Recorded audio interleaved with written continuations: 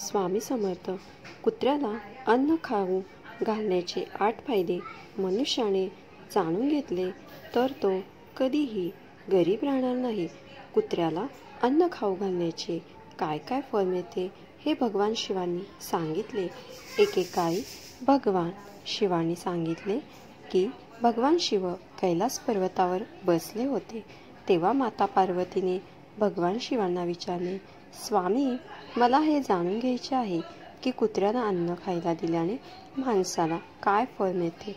तेव्हा भगवान शिव म्हणाले, हे देवी पार्वती, कुत्र्याला अन्न खाऊ घातल्याने माणसाला 8 फायदे मिळतात आणि जेव्हा जेव्हा एखाद्या व्यक्तीला या फायद्याबद्दल माहिती होते तेव्हा त्याचे जीवन धन्य होते आणि त्याला आयुष्यात कधीही दुःखांचा सामना करावा लागत नाही. जो कोणी पृथ्वीवर कुत्र्याला खायला देतो त्याला 8 लाभ होतात आणि त्याला मृत्यूनंतर मोक्ष प्राप्त होतो. एखाद्याला शिव्या देताना कुत्र्यांचे नाव माणसांच्या जिभेवर येते, पण कुत्र्याचे नाव बदनाम होते. म्हणून कुत्र्याच्या जीवाची एवढीच किंमत आहे का, याबद्दल मी तुम्हाला एक कथा सांगणार आहे. ती तुम्ही लक्षपूर्वक आणि समस्त पृथ्वीवर या कथेचा प्रचार करावा, जेणेकरून माणसांना प्राण्यांची किंमत कळेल. भगवान शिव म्हणाले, हे देवी पार्वती, एकेकाळी एका जंगलात एक काळवीट होती आणि एक रंगबिरंगी कुत्री होती. तो खूप असहाय्य होता आणि तो भुकेला आणि तहानलेला होता. गावातील सगळ्यांच्या घरोघरी तो फिरायचा, पण त्याला कोणी भाकरीचा तुकडाही देत नसे. एके दिवशी तो भुकेने गावाबाहेर इकडे तिकडे भटकत होता. तो नदीच्या तीरावर असलेल्या एका ऋषीच्या आश्रमात पोहोचला आणि ऋषींना म्हणाला, हे मुनिवर, मला वाटते की तुम्ही खूप विद्वान आणि हुशार आहात, म्हणून मी तुमच्याकडे भुकेने आणि तहानलेल्या अवस्थेत आलो आहे. मला एखादा भाकरीचा तुकडा द्या जो मी माझी भूक भागवण्यासाठी खाऊ शकेन. तेव्हा ऋषी म्हणतात, अरे, गावातला कोणीही तुला भाकरीचा तुकडा दिला नाही का? भगवान शिव म्हणाले, हे देवी पार्वती, कुत्रा ऋषी म्हणाला, हे ऋषी, मी तुम्हाला सांगू काय, माझ्या बोलण्यावर तुमचा विश्वास बसणार नाही. तर ऋषी म्हणतात, मला सांग, मी तुझ्या म्हणण्यावर नक्कीच विश्वास ठेवीन. आणि मग कुत्रा म्हणतो, ठीक आहे मुनिवर, मी तुला माझा भूतकाळ सांगेन. कुत्रा ऋषींना म्हणाला, हे ऋषी, हे जगातील लोकांना आमच्यावर दया करा. आम्हाला घर नाही, निवारा नाही, आम्हाला अन्न कसे कमवायचे हे माहीत नाही, कपडे कसे घालायचे हे देखील आम्हाला माहीत नाही. म्हणूनच हिवाळा, उन्हाळा आणि पावसात आम्ही असेच भटकत राहतो. आपल्याला लिहायचे वाचणेही कळत नाही. आम्हाला तुमच्यासारखी शिस्त माहीत नाही. आम्हाला तुमच्यासारखे कसे बोलावे हे देखील माहीत नाही. हे आमचे दुर्दैव समजा, पण आम्हालाही तुझ्यासारखी भूक लागते. दुखापत झाल्यावर आम्हालाही दुःखतं, तुझ्यासारखे रडायचे आम्हालाही कळतं. या तिन्ही गोष्टींमध्ये आम्ही तुमच्या बरोबरीचे आहोत, म्हणून आमच्यावर दया करा. यापुढे आम्हाला त्रास देऊ नका. देवाने आम्हाला त्रास देऊन पाठवले आहे, त्याशिवाय तुम्ही लोक आम्हाला त्रास देता. आम्ही तुमच्यासारखे माणसे नाही, आम्ही अशिक्षित प्राणी आहोत. जेव्हा आम्ही जन्मलो तेव्हा आमचे डोळे आणि कान बंद होते. त्यावेळी जसं तुमच्या जन्मी नाचगाणं वाद्य वाजवून आनंद साजरा केला जातो, तसंच आपल्या जन्मीही झालं असावं असं म्हणता येणार नाही. मी मनात विचार करत होतो की मी एका मोठ्या घरात जन्मलो आलो आहे, पण जेव्हा मी माझे डोळे उघडले तेव्हा मी पाहिले आमची आई, जिला तुम्ही लोक कुत्री म्हणता, ती राखेच्या ढिगाऱ्यात तिच्या 5 मुलांना छातीशी धरून पडली होती. आम्ही 5 भाऊ होतो. मी लहान होतो, त्यामुळे मी अशक्त होतो. आई आमच्या क्वचितच यायची, कारण तिला स्वतःच्या जेवणाचीही व्यवस्था करायची होती. जर तिने खाल्ली तर आम्हाला दूध मिळत असे. आम्ही 5 भाऊ एका आईवर अवलंबून होतो आणि ती गरीब आई इकडे तिकडे भटकायची जेवणासाठी. कधी कधी ती खायला आणायला धावत असे, पण ती नेहमी आम्हा 5 जणांची खूप काळजी घेत असे. शेवटी ती आमची आई होती. ती रात्रभर जागून गावात पहारा देत असे. आई गावातील कोणत्याही शेतकऱ्याच्या शेतात उभी पीक खायला कोणी आली तर आमची आई त्यांना पळवून लावायची. गावकरी लोकांसाठी इतकं करूनही आमच्या आईला कोणी खायला दिलं नाही. आमच्या आईला अन्नासाठी घासाघास करण्यास भाग पाडले गेले. कितीतरी वेळा लोक तिला लाट्या मारून हाकलून देत असत. ती गरीब आई त्या दिवशी पोटात भुकेने जळत होती. शेवटी ती आई म्हणून लागली. भुकेने तिला शांत बसू दिले नाही आणि गावकरी लोकांनाही तिला पाहून आनंद वाटला नाही. त्यामुळे असहाय्य होऊन तिला त्या शिवभक्तांच्या घरोघरी सतत ये जा करावे लागत होते आणि काही खायला मिळाले तर पोटातील आग विझवण्यासाठी ती खात असे. अनेक वेळा लोक तिला खाद्यपदार्थ देऊन जाताना दिसले तर लाट्याकाट्या घेऊन तिचा पाठलाग करायचे. काही क्रूर लोक तिला अनेकदा घरात बंद करून मारहाण करत असत आणि त्यामुळे आमच्या आईला खूप त्रास व्हायचा.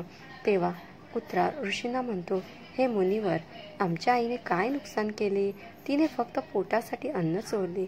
फक्त भक्त म्हणून आपल्याला चोरी करण्यास रस नाही, पण आपले पापी पोट हे सर्व करायला भाग पाडते. एके दिवशी मुसळधार गारांचा पाऊस पडला. थंड वारा वाहत होता आणि त्या थंडीत आमचे 3 भाऊ गारठून मेले.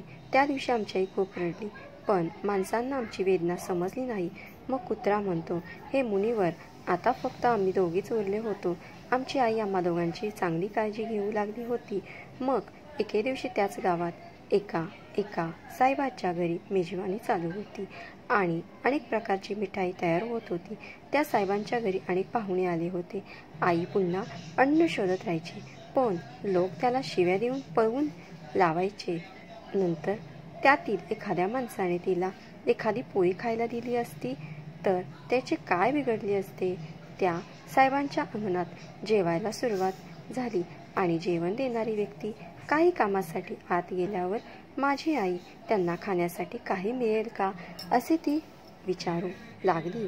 परंतु हे सर्व पाहिल्यावर लोक ओरडू लागले आणि त्यांच्याकडे धावले. त्यांचे असे बोलणे ऐकून माझी आई घाबरली. 2-3 माणसे काट्या घेऊन अतिशय क्रूरपणे तिच्या मागे धावली. माझी आई घाबरली आणि तिथून पळू लागली, पण तिला काही मार्ग सापडत नव्हता. समोरून काही लोक काठ्या घेऊन येत होते, म्हणून माझी आई तिथे जेवत असलेल्या लोकांना ओरडून गेली. हे मुनिवर, माझ्या आईला बाहेर पडताना इतके आश्चर्य वाटले नाही की लोक तिथे मेजवानी करत आहेत, परंतु तिला हे पाहून आश्चर्य वाटले की ते सर्व जेवण करत असलेले सर्वजण उभे राहिले. त्याने खाणे बंद केले आणि कुत्र्यांना ते ओलांडल्यामुळे अन्न खराब झाले असे म्हणू लागले. सर्वजण आपापसात चर्चा करत होते की आता काय करायचे? हे जेवण तर खराब झाले आहे ना? मग ज्याच्या घरी मेजवानी होती ते साहेब ढसाढसा रडायला लागले. काही लोक म्हणत होते, ती कुत्रीच्या उड्या मारल्याने जेवण कसे खराब होऊ शकते? त्याने आपले तोंड अन्न किंवा पानात ठेवले आहे का? त्याने फक्त ओलांडले आहे, तर अन्न खराब कसे झाले? शहरामध्ये लोक कुत्रे पाळतात आणि त्यांना घरात झोपवतात आणि त्यांना खायला देखील देतात, त्यामुळे त्यात काही वाईट नाही. त्यामुळे कुत्र्याने अन्न ओलांडले तर ते अन्न खराब झाले नाही. पण काही मोठ्या घरांचे लोक होते, त्यांनी एकालाही आत येऊ दिले नाही. अन्न भ्रष्ट झाले असे म्हणून ते आपल्याला खाण्यासारखे नाही असे सांगत होते. आता ते सर्व अन्न गरिबांमध्ये वाटण्यात आले आणि बाकीचे अन्न टाकून देण्यात आले. त्यामुळे त्या दिवशी माझ्या आईला पोटभर जेवण मिळाले असा आनंद तिने आयुष्यात कधीच अनुभवला नव्हता. तो आनंद तिच्यासाठी मोठा प्रश्न बनला होता. जेवण करून ती आरामात पडली असताना रागाच्या भरात ते साहेब काठी घेऊन तिथे आले आणि तिला बेदम मारहाण करू लागले. तिला बाहेरून पळून जाण्याची संधीही मिळाली नाही आणि दांडक्याच्या मारामुळे ती मोठ्याने ओरडू लागली. पण त्या क्रूर माणसाला तिची जराही दया आली नाही. तो तिला बेदम मारत राहिला. त्याच्या आईचा आवाज संपूर्ण गावात ऐकू आला. तेवढ्यात काही लोक आले आणि त्यांना समजले आणि म्हणाले, साहेब, जाऊ द्या. भुकेने माणसाची बुद्धी भ्रष्ट होते. हा तर प्राणी आहे, त्याला चांगल्या वाईटांचे ज्ञान नाही. आता त्याला मारून काय मिळणार? जे व्हायचे हवे होते ते सारे झाले. लोकांनी त्यांची समजूत घेतल्यानंतर त्याने आमच्या आईला मारहाण करणे थांबवले आणि आईने आम्हा दोन्ही भावांना सर्व प्रकार सांगितला. आम्ही विचार केला की आमच्या कुत्र्याचे जीवन किती दुःखाने भरलेले असते. फक्त एका भाकरीसाठी आमच्या सारख्यांना तिला चोरासारखे मारले जाते. या लोकांना आमच्या दुःखाची पर्वा नाही. भगवान शिव म्हणाले, हे देवी पार्वती.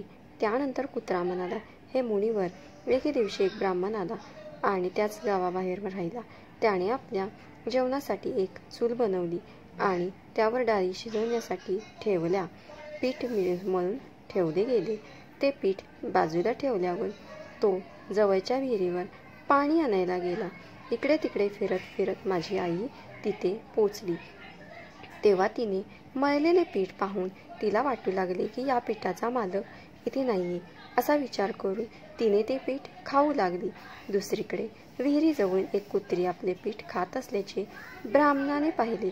त्यामुळे तो खूप दुःखी झाला आणि तो गरीब माणूस कपाळावर हात धरून रडू लागला, कारण तो सुद्धा 2 दिवस उपाशी आणि थकलेला होता. त्याला काही लोक म्हणाले, अरे ब्राह्मण देवा, या कुत्रीने तुझे जेवण खराब केले आहे. काल तिने गावातील साहेबांचे संपूर्ण स्वयंपाकघर खराब करून टाकले होते. तो ब्राह्मण दुःखाने म्हणाला, भाऊ, मला कसे कळेल की ही कुत्री माझे पीठ खाण्यासाठी थांबली आहे. तिला येताना पाहून ब्राह्मणाने कुत्रीवर काठीने हल्ला केला.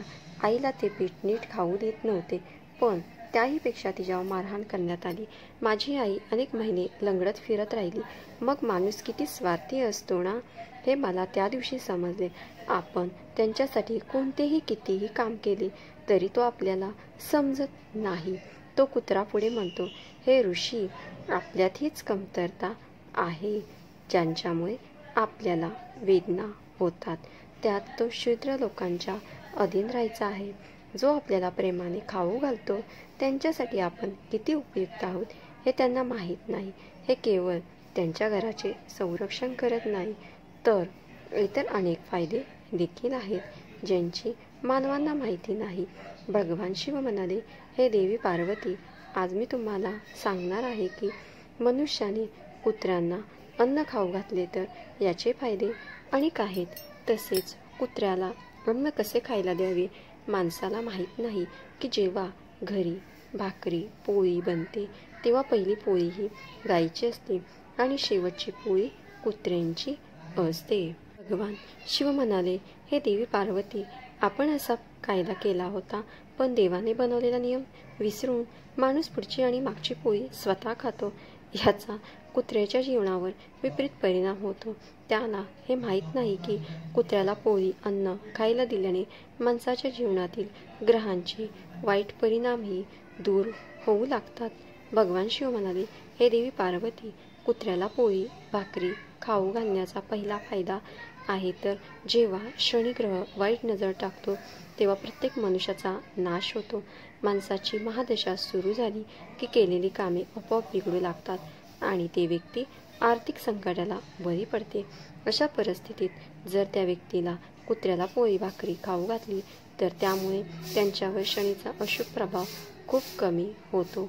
कुत्र्याला भाकरी पोळी खायला देण्याचा दुसरा फायदा म्हणजे तुमचे नशीब तुमच्या बाजूने होते आणि तुमच्या घरातील नकारात्मक शक्ती नष्ट होते. कुत्र्याला खाऊ घालण्याचा तिसरा फायदा म्हणजे माता लक्ष्मी आनंदी होते आणि तुमच्या घरात संपत्तीची कधीच कमतरता नसते. कुत्र्याला खायला देण्याचा चौथा फायदा आहे तो म्हणजे तुमच्यावर कोणतीही कर्ज नाही आणि तुमच्याकडे आधीच असलेल्या कर्जातूनही तुमची हळूहळू सुटका होते.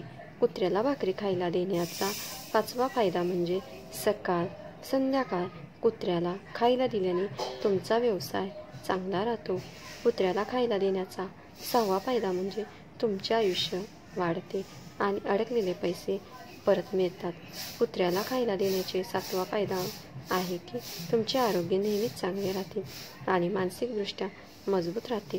तुमचे मन नेहमी उत्साही राहते आणि तुमच्या मनात चांगले विचार येतात.